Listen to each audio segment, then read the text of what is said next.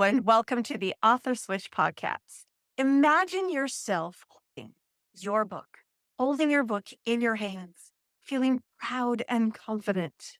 Now imagine the only thing standing in your way between where you are now and this moment is a few misconceptions. In this episode, I am going to be debunking 11 misconceptions about the self publishing world and about self publishing in general. So stay tuned. Are you an entrepreneur, small business owner, or consultant looking to boost your authority, influence, and impact? The Author Switch podcast with best-selling, award-winning author Carma Spence is your answer. Tune in for actionable advice, powerful strategies, and engaging interviews to turn on your author switch and take your business to the next dimension. The Author Switch. Hello, and welcome to episode 56 of the Author Switch podcast. I am your host, Carma Spence, and I help entrepreneurs write a lead attracting book in 90 days or less. Now, let's get to this. Let's debunk 11 myths about self publishing that may be holding you back. Myth number one, and that is self publishing is easy. Okay, I do it a lot. So I can tell you, although it's not easy, it's kind of simple. You follow this step, then this step, then this step, you follow the steps, you're self-published. But is it easy? I don't think it's necessarily easy. There's a lot of moving parts. You need to be thinking about all these things. And so really, you have to be a professional to really get self-publishing right. If you're going to just be lazy and not do it right, you're not going to get a good quality product. And that's not going to help your authority. It's not going to help your influence. Definitely not going to help your thought leadership. And it certainly isn't going to help your business. So, although self publishing is simple, it's not necessarily easy. Myth number two, self published books don't sell. Well, given that most of the books that I have ever published are self published, and I sell at least one copy of a book every month, despite the fact that I don't even market some of them, I can tell you they sell. They sell. And there are some people who've gotten them to sell so well that it's attracted new business. It's attracted a traditional publishing deal. Self-published books do sell, so don't worry about that. Self-publishing myth. Number three, and that is self-publishing is only for those who can't get a traditional deal. Huh. That was a little bit trickier to unwind. So the short answer is that's absolute bunk. People who self-publish can totally get a traditional deal. The difference is self-publishing is agile. It's quick. You can get it done. If you can decide today that you want to publish a book, and that book can be self-published and in readers' hands within a month, possibly even sooner. It depends on how long the book is, how short, that kind of thing. But within 30 days, easy. You can get it done. Traditional deal? The traditional deal is going to take at least a year. Now, if you work with a boutique publisher, it could be a little bit shorter than that. I've seen some boutique publishers get things out a little bit as early as 6 months. Some maybe 3, but it just takes longer when you're working with a publisher. It just does, because they go through all this other, obviously you've got more chefs in the kitchen, so it just takes longer. And honestly, I know people who have self-published first and then gone on to get a traditional deal. So here are some examples, some famous examples. Chicken Soup for the Soul. That started off as a self-published book. Dr. Wayne Dyer, I believe it was his Erroneous Zones book, that started off self-published. His first book was self-published and he schlepped it in the back of his car. And I don't know the name of the book, but I do know there was this woman who wrote this sort of erotic romance novel. No one would take it, so she self-published, sold thousands of copies, and then the traditional publishers were like, we want to sign you. So self-publishing does not stop you from getting a traditional deal. And just because you self-publish doesn't mean you can't get a traditional deal. Myth number 4, and that is you can't make money with self-publishing. Oh my gosh, that is a chalky bug. You can totally make money self-publishing. I know I've heard of people who are making $200 a month on one book, and they have multiple books, so they're actually making a living off their books. I read a story just a few weeks ago. There was this author who wrote thrillers, and he had a traditional publishing deal. He published 3 books with them, but they didn't market the book. They just sort of left it as a back end book, didn't put much into it, so it really wasn't selling, and then they dropped it because it really wasn't selling. Well, duh, if you don't market it. So he decided, screw the traditional route, I'm gonna self-publish. So he started self-publishing, and now he is making 6 figures a year with his thrillers because he's built this following and he is self-publishing and he is entrepreneurial, and that's fiction. There are lots of nonfiction authors who are doing it themselves. So, yes, there is money to be made. Now, that's said, most of the time, the money that you make as an author comes from what the books give you. So, when you have a book, you're more likely to get a speaking gig. When you have a book, you're more likely to get high end clients. When you have a book, you are more likely to get better quality clients. When you get a book, you're more likely to get whatever it is that you want to get to grow your business. The book helps you get there faster. And myth number 5 is self published books are lower quality. That one comes with a caveat because I wouldn't say self-publishing equals lower quality. That's absolutely not true. But there are self-published books that are low quality, usually because the person self-published without really knowing what they were doing. I've done that. And they didn't hire the editors they needed to get the the, the writing up to stuff. I have done a lot of book reviews, and a lot of the people who send me their books for review are self-published. And some of them went with vanity press companies who don't really care whether your book's quality or not. They just care that you paid them to publish your book. They do that and they're done. They don't care. So you get a poor quality product. And in general, if I think the book is complete hogwash and just awful, and I can't say anything nice about it, I don't publish the review. So there are books that I actually gave to the Goodwill because I didn't want it, because I couldn't say anything nice about it. And there were books where it was like 50-50. I remember there's a review on one on, I believe, karmaspence.com, where I reviewed a book called Spaghetti something or other. It was like the spaghetti mindset or something like that. And it was a really good idea. The author put her heart and soul in it, but boy, did it need a book doctor. It just really needed a book doctor to up level her writing because it was just really bad. But the ideas were great. So does self-publishing equal bleh? No, but it's how much effort you put into it and how much professional pride that you put into it. Do you hire the people you need to hire to help you put out a quality product?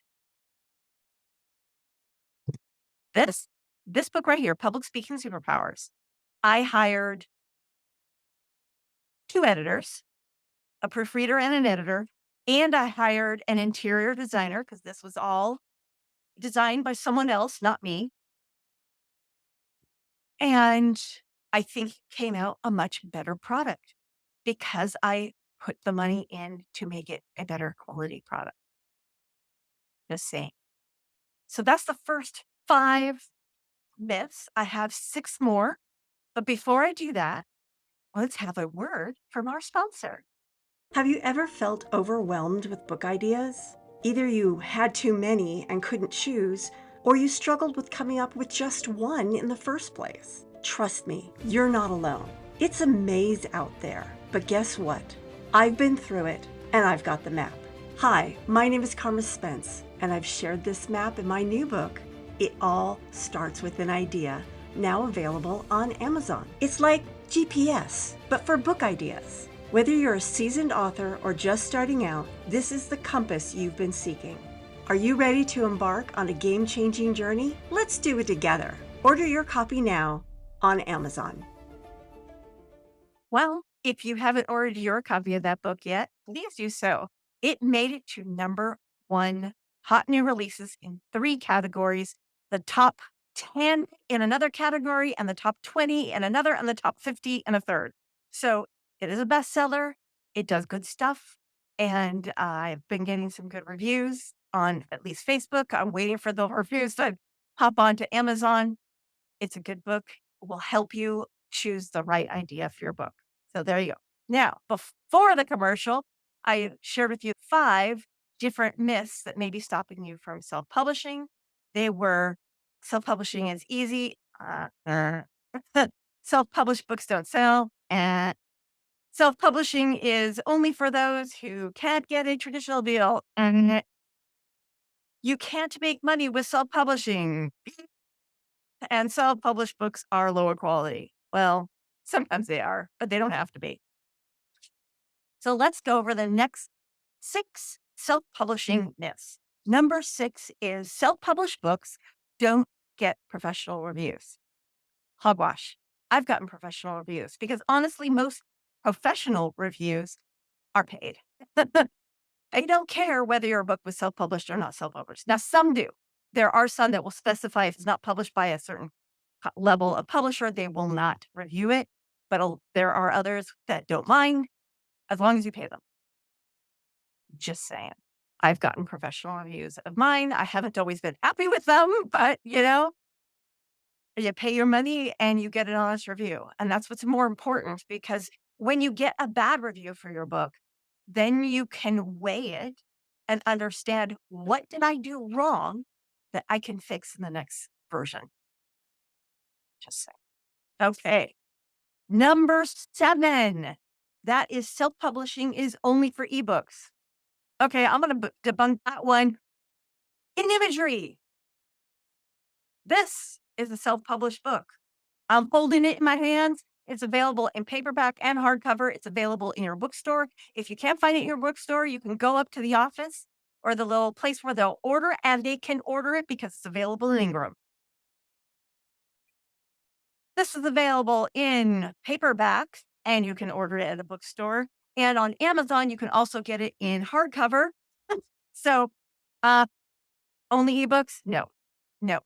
You can self-publish physical books, and if you know what to do, you can get them into bookstores. I've got a picture of my book. I've got a picture of this book in a bookstore. So, busted. All right, number 8. Once your book is published, the work is done. Oh, I wish. Oh, I wish that was true. Oh my gosh. Oh my gosh. No, no, it's not. It totally isn't true. Because once your book is published, now you have to market it. You have to launch it. You have to market it. You have to market it. You have to market it. And you market it until you decide you don't care if it sells anymore. That's just the reality. And that's true whether you self-published, traditional published, boutique published, hybrid published, it doesn't matter. The journey does not end once it's published because if you publish it, they won't come. I mean, they might. Some might. 1 or 2 might. But no, you market. Sorry. Hate to tell you that, but it's reality. It's reality. Number 9. Self-published authors work alone. Okay. And self-published authors who work alone usually put out a bad quality product. I do not work alone. I am self-published. I do not work alone. Sometimes I work with a ghostwriter to come up with the first draft just because I'm a very busy person. I have a couple of ghostwriters that I work with. I always work with an editor. I sometimes work with a publisher. I sometimes work with a cover designer. I sometimes work with an interior book designer. Like I said, this one, I had an editor, a proofreader, I had some volunteer editors or voluntold editor. And I also had an interior designer.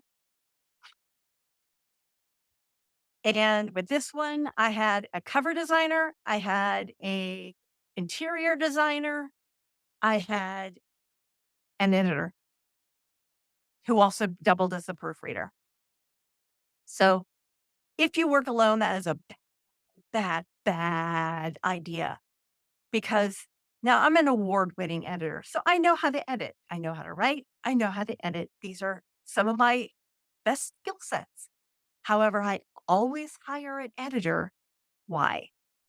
Because when you're so close to your manuscript and you try to edit it, you are going to see what you intended to be there and not what's really there. And because you know what you mean, you are not going to see when something isn't clear.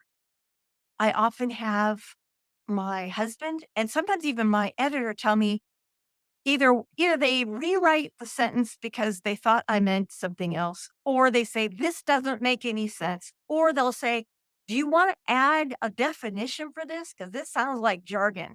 And I would have never picked up on that because I know my stuff.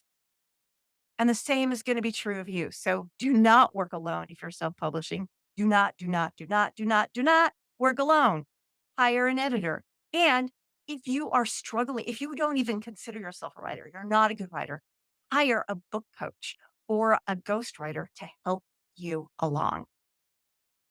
You are not an island. And if you are an island, your book isn't going to be all that good. I don't care what you say. It's just the inconvenient truth. All right. So, myth number 10. 10, 10, 10. And that is you can't get a self published book into bookstores. I've already busted that one already. This can be in bookstores. This can be in bookstores. There's an extra step you need to take in order to get things into bookstores because you need to get it listed with one of the listing companies that bookstores order from. But you can self-publish a book and get it in a bookstore. It's not that hard. Now, will the bookstore actually carry it? That is something else. You can usually get your local bookstore to do it because you show up. You show up and you say, "Hey, I'm a local author. Will you please carry my book?" And they might buy five, like 5 copies and maybe host a book signing event. But you can get people to get your book from a bookstore as long as it has an ISBN number and is listed with Ingram or one of the other listing, but Ingram's the most popular. Then all the person has to do is they go into the local bookstore and they go, "I don't see this book on your shelves. I'd like to order it." And then they'll ask, "What's the ISBN number? What's the name and author?" And then they go into the little computer and they say, "Yeah, I can order that for you. No problem." So busted. That myth is busted. Not true. And finally, we've got myth number 11, and that is self publishing limits your future publishing options. You know what? I already busted that one too, because chicken soup for the soul. Self published became a good enough seller that it attracted a traditional deal. And since then, it has proliferated into chicken soup for the children's soul, chicken soup for the dog soul, chicken soup for the usually what's it thingy bobber soul. It's an entire series now published by real publishers, like actual publishers, because the authors really believed in their book. And so they self published and they flipped it around until it did well. And then there was that romance author who started off self publishing. And of course, Dr. Wayne Dyer, how many books has he had traditionally published? And it all started with a self publishing book. So, no, self publishing doesn't cut you off from being traditionally published. What cuts you off from being traditionally published is not having an audience, not being able to move copies of books. That's what cuts you off from a traditional. If they don't think you have a strong platform, they're probably not going to work with you. Or if they do decide to work with you, they're not going to give you an advance or they're going to give you a big, tiny advance because Here's the secret with an advance. Do you know why it's called an advance? It's because it's an advance on your royalties. So basically, you don't get any royalties until your advance has been paid off. So if you get $1,000 as an advance, you do not start collecting royalties until the publisher has recouped that $1,000 from what would have been your royalties. That's why it's called an advance. So there you go. 11 self-publishing myths busted. If you had believed in one of these or fallen victim of one of these, you can now run free and self-publish to your heart's content.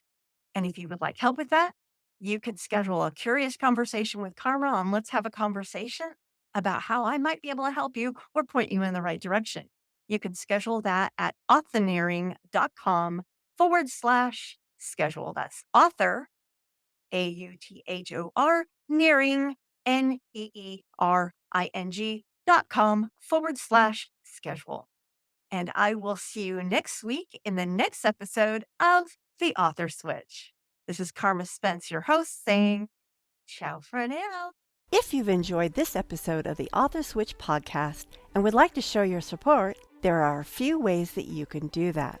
First, I encourage you to subscribe to the podcast so you never miss an episode. Additionally, leaving a rating and review would greatly help me reach more listeners and continue providing valuable content. To stay up to date with the Author Switch podcast and gain access to additional information on amplifying your authority, influence, and thought leadership through books, you can follow me on LinkedIn at Carma Spence. For those interested in catching up on previous episodes, including those no longer available on podcast platforms, you can find them all at authorswitch.com/episodes, where you can choose to watch or listen to them at your convenience.